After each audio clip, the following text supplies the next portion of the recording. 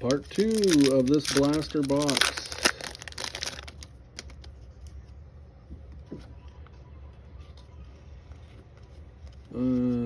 Of course, it would be all base. Why wouldn't it?